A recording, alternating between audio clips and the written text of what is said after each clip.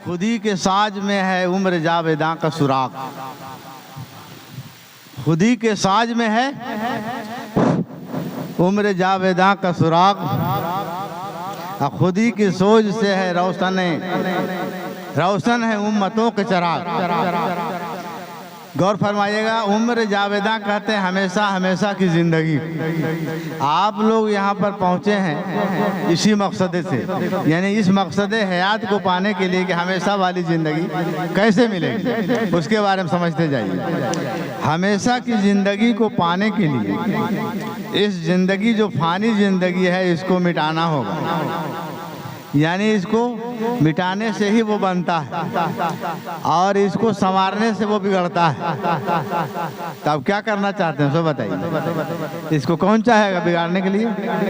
لیکن جب بھی کسی بزرگ کا واقعہ آپ سنیے گا تو انہوں نے اس فانی زندگی کو بالکل بگاڑ دیا ہے، یہاں کی زندگی کو کچھ نہیں سمجھا ہے۔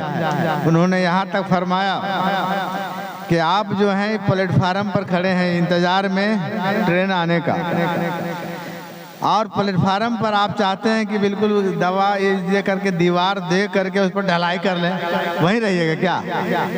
آپ پلیٹ فارم پر ٹہل رہے ہیں، کھا بھی رہے ہیں، پی رہے ہیں، چائے پی رہے ہیں، ناشتہ کر رہے ہیں، لیکن آپ کا دھیان ہے کہ جب گاڑی آئے گی یہاں سے ہم لوگ چائے کو پینا اگر پورا نہیں ہوا پھینک دیا جائے گا، لیکن پہلے گاڑی پر چڑھنا ہوگا۔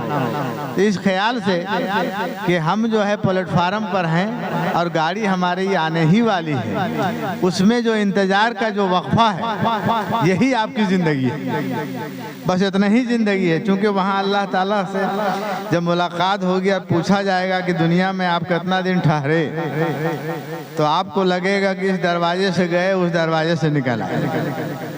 قیامت پر آخرت پر جن کو ایمان ہے ان کو اس پر 1000 بار سوچنا چاہیے۔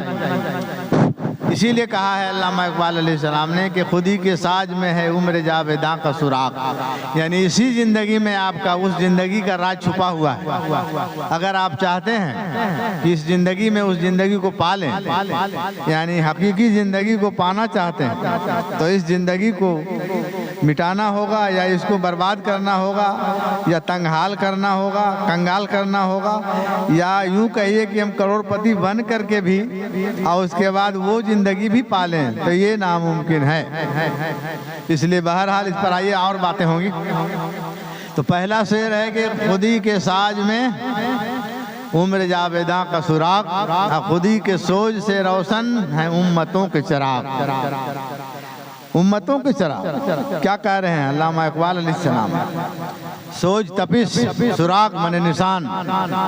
خودی کہتے ہیں انانیت، غرور، تکبر، خود شناسی اور معرفت نفس بھی کہتے ہیں۔ خودی کا بہت سارا معنی ہے، اس کو غور کیجئے گا۔ اب آئیے دوسرا شعر، یہ ایک بات کہ آدم ہے صاحب مقصود۔ آدم علیہ السلام جو ہے یہی اللہ تعالیٰ کا مقصد ہے دنیا کو بنانے کا۔ اگر آدم علیہ السلام کو بنانا نہیں ہوتا، حضور سرور کائنات کو نہیں اپنے ہی سے جدا کیا جاتا، تو یہ کائنات بنانے کی ضرورت ہی نہیں پڑتی۔ مقصد ہی ہے انہی کے لیے، اور انہی کے لیے بنایا گیا، انہی کا ہے، انہی کے لیے ہے، انہی سے ہے۔ جس طرح سے کہا گیا کہ نماز کے بارے میں کہ نماز جو ہے، نماز سے ہی آپ دنیا میں آئے ہیں، نماز کے لیے آئے ہیں، اور نماز ہی بقائے دوام کو لے جائے گی۔ یہی بات ہے، سبحان اللہ۔ تو یہ کہہ رہے ہیں یہ ایک بات کہ آدم ہے صاحب مقصود، مراد اس کائنات کی تخلیق کی اصل غرض جو ہے وہ آدم علیہ السلام ہی ہیں۔ تو جو آدم کے اولاد ہیں واقعی ان کو اس پر غور کرنا چاہیے کہ ہمارے لیے ہی یہ دنیا بنا ہے، اور ہمارے لیے ہی جنت الفردوس بنا ہے، ہمارے لیے ہی تمام کائنات میں جو بھی چیزیں ہیں ہمارے لیے، تو ہم اس کا غلام نہیں ہوں بلکہ وہ ہمارا غلام ہونا چاہیے۔ آج کیا ہے؟ آج ہم اس کی غلامی میں جا رہے ہیں، نہیں، آپ کا وہ غلام ہونا چاہیے۔ جیسے ابھی ایک شعر سنایا نے کہ فرشتے جب پوچھیں گے قبر میں لحد میں تو کیا کہیں گے کہ ہم کون ہیں؟ تمہیں نے سجدہ کیا تھا، تم کو کیا بتائیں گے ہم کیا ہیں؟ تم چلے جاؤ سیدھے۔ ایسے بہت سے بزرگ گزرے ہیں جو آنے کے بعد جھاپڑ مار کے بھگا دیا، لیکن کون؟ وہی جو آدم کا خلیفہ ہے۔ تو یہ ایک بات کہ آدم ہے صاحب مقصود، یعنی آدم علیہ السلام یہ مقصد ہے۔ آپ اپنے مقصد کو سمجھیے اور جانیے، اور غیروں کے سامنے مت جھکیے۔ حقیقت یہ ہے کہ ہر آدمی دیکھنے میں تو آدمی ہے، لیکن کیا وہ آدمی ہے؟ نہیں ہے۔ کیوں نہیں ہے؟ کہ تمام صفت سے موجود کچھ میں کچھ بھی نہیں ہے۔ آدم علیہ السلام کی کوئی صفات موجود نہیں ہے۔ اللہ تعالیٰ نے فرمایا کہ ہم نے تمام مخلوقات کو بنایا، فرشتوں کو بنایا تو اس کو عقل دیا، لیکن اس میں خواہشات نہیں دی۔ درندوں جانوروں کو بنایا، اس میں خواہشات دیا لیکن اس میں عقل نہیں دیا۔ اور آدم کو جب بنایا تو اس میں دونوں چیز دیا ہے، عقل بھی ہے، خواہشات بھی ہے۔ تو جو عقل کو خواہشات پر غالب کرے گا وہ آدمی بنے گا، لیکن جس پر عقل نہیں، خواہشات غالب ہو گیا عقل پر، وہ درندہ سے نیچے ہے، یہ جان لیجئے۔ تو یہ ایک بات کہ آدم ہے صاحب مقصود۔ اپنی حقیقت کو سمجھیے، اپنی پہچان جانیے کہ ہم ہیں کیا، ہم کہاں کے باشندہ ہیں۔ آدم علیہ السلام جو ہے دنیا کا باشندہ نہیں ہے بلکہ آسمانی مخلوق ہے۔ صاحب مقصود مراد ہے اس کائنات کی تخلیق کی اصل غرض۔ اب آئیے اس کے بعد کیا کہتے ہیں، ہزار گنا فروغ و ہزار گنا فراغ۔ گنا فروغ یعنی ہزاروں قسم کے رونقیں اور جو روشنی ہے وہ آدم کے لیے ہے۔ فراغ یعنی سکون اور اطمینان جو بخشا گیا ہے، یہاں ہو یا وہاں ہو، یہ آدم کے لیے ہی ہے۔ تمام حوروں کو سجایا گیا، بنایا گیا ہے صرف آدم کے لیے، فرشتوں کے لیے نہیں۔ فرشتوں کو کوئی فائدہ نہیں ہے۔ ایک بار ایک ہمارے والد صاحب کے ساتھ ایک بیٹھے ہوئے تھے ان کے مرید، تو یہ بات جب چلی تو انہوں نے بڑے فخریہ انداز میں کہا کہ تب تو ہم ہی لوگ بہتر ہیں۔ کہا ہے کہ بھائی ہم لوگ آدمی ہیں اور اس پر بھی مومن ہیں۔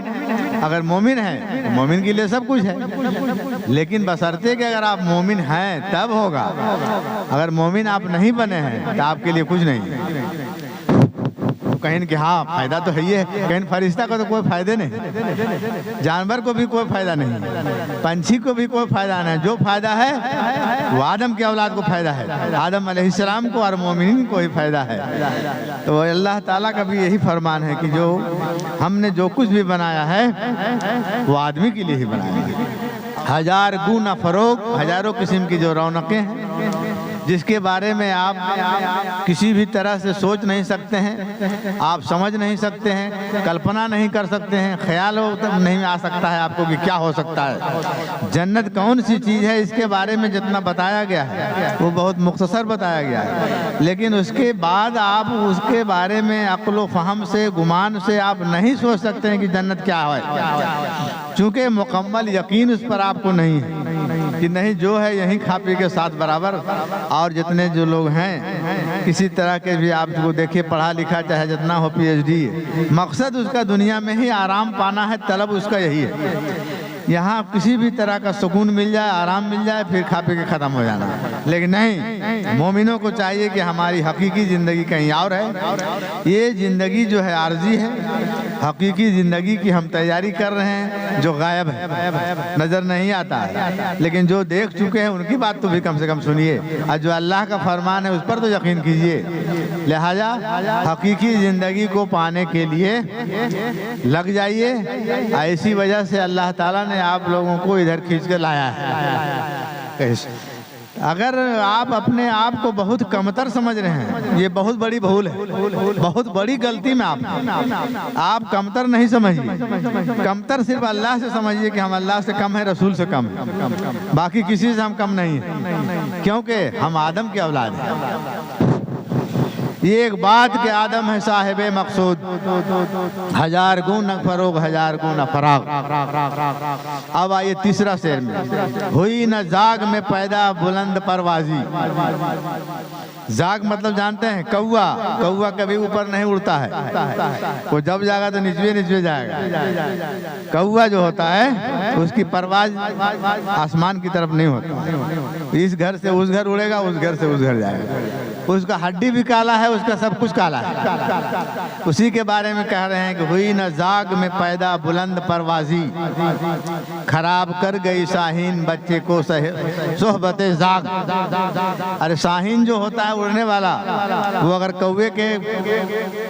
کوے کے صحبت میں رہے گا وہ بھی پرواز کرنا بھول جائے گا، اس لیے کوا کی صحبت کو چھوڑیے، کوا کی صحبت میں مت رہیے۔